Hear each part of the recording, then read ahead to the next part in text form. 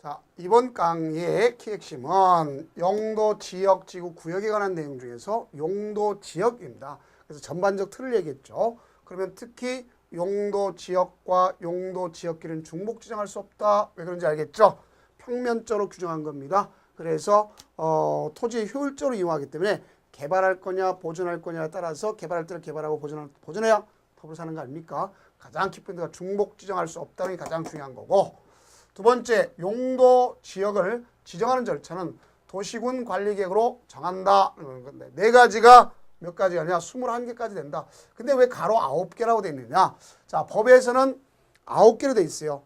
주거지역, 상업지역, 공업지역, 녹지지역, 그 다음에 계획관리지역, 생산관리지역, 또 보전관리지역, 그 다음 농림자연 하니까 9가지 된 거예요. 이를 더 세부시키면 21개가 된다. 이렇게 볼 수 있어요.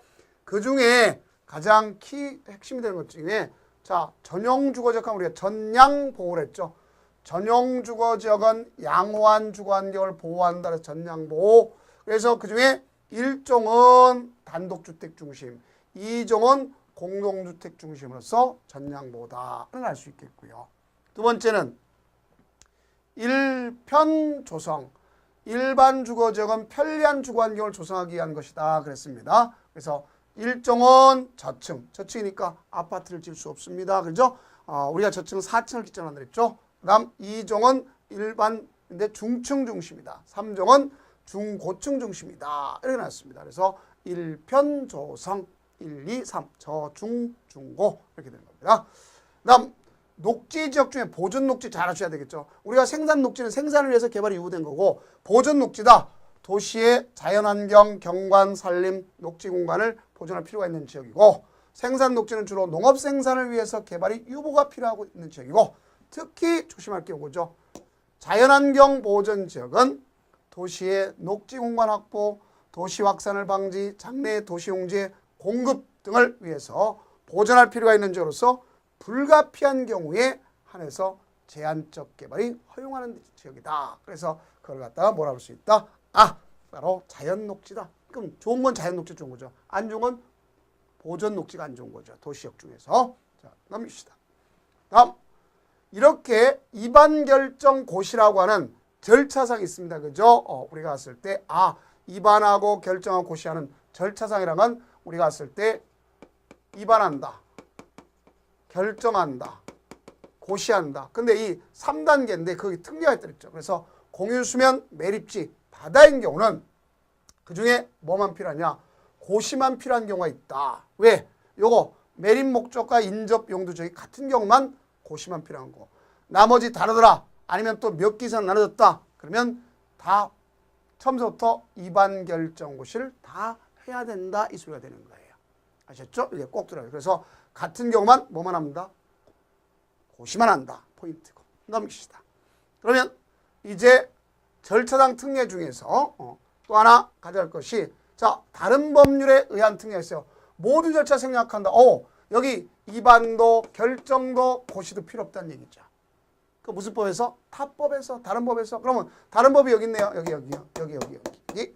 그러면 자, 우리가 어촌어항법, 항만법, 어촌어항법의 항만구역과 어항구역이 도시역과 연접돼 무슨 수면? 공유수면은 무슨 지역으로 본다? 도시역으로 본다.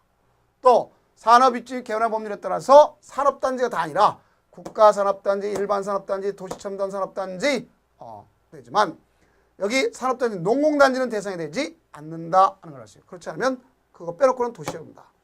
택지개발 촉진법에 택지개발지구는 되겠지만 거기 있는 뭐는 안 된다? 택지개발 예정지구는 대상이 되지 않는다 하는 것을 아시면 되겠습니다.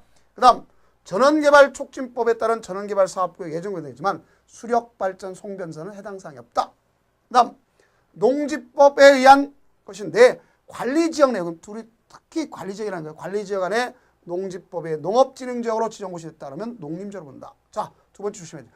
관리지역에 산지관리법에서 보전산지로 지정되면 어디냐? 임업 생산할 거냐 보존할 거냐에 따라서 농림지역 또는 자연환경 보존지로 본다. 그래서 우리가 외울 때 어항도, 택산전 이런 형태로 반드시 우리가 정리를 갖다 해주면 아주 쉽게 접근할 수가 있다. 이렇게 볼 수 있습니다. 그래서 어항도, 택산전 이렇게 공부를 하세요. 자, 그래서 그 경우만 아시면 이 문제는 쉽게 접근이 된다 하는 것을 볼 수 있습니다. 다음 하나 넘어갑시다. 그러면 용도 지역 안에서의 행위 제한이다. 특히 이거는 무슨 제한을 갖다 얘기하냐면 건축 제한을 얘기하는 거예요. 건축 제한. 그래서 전용 주거 지역은 원래 전량 보호라 했죠. 전용 주거는 양호한 주거 환경을 보호하기 위해서는요. 등장하는 게 한정돼 있어요. 그중에 이종 근생은 원칙에 등장해서는 안 돼. 그러면 이종 근생 중에서 종교 집회장 등장할 수 있어요. 그러니까 종교 집회장은 얼마까지 등장할 수 있냐? 500제곱미터까지 등장할 수 있겠고, 또 종교 집회장으로서 종교 시설은 1000제곱미터 미만까지 등장할 수 있다. 이걸 아시면 되겠습니다. 그 다음 준주거지역과 상업지역 4개, 준공업지역, 그 다음에 계획관리지역 이런 데는 건축 금지되는 건축물이나 시설을 제한적으로 열거하는 원칙적 허용 및 예외 금지 방식으로서 건축 행위 제한 규정 방식을 전환했다. 그러니까 뭐라 볼 수 있어요? 자, 여기는 과거에는 허용하고 예외적으로 금지했지만 그럼 못하게 된다 그랬죠. 근데 이거는 이제 원칙적으로 할 수 없는 걸 써놓다면 나머지는 다 할 수 있다는 소리가 되죠. 마지막으로 자연환경 보존지역 법령에서 허용하는 것은 단독주택, 이때 농어가주택으로 단독 환경을 저해하지 않는 것이죠. 그거와 뭐 할 수 있냐? 초등학교 교육시설 중에 초등학교만 가능하다 하는 걸 꼭 명심해 두세요. 이게 가장 키포인트다 하는 것을 아시면 되겠습니다. 그럼 이제 다음 강좌는 규모 제한 나가도록 하겠습니다. 고생 많으셨습니다.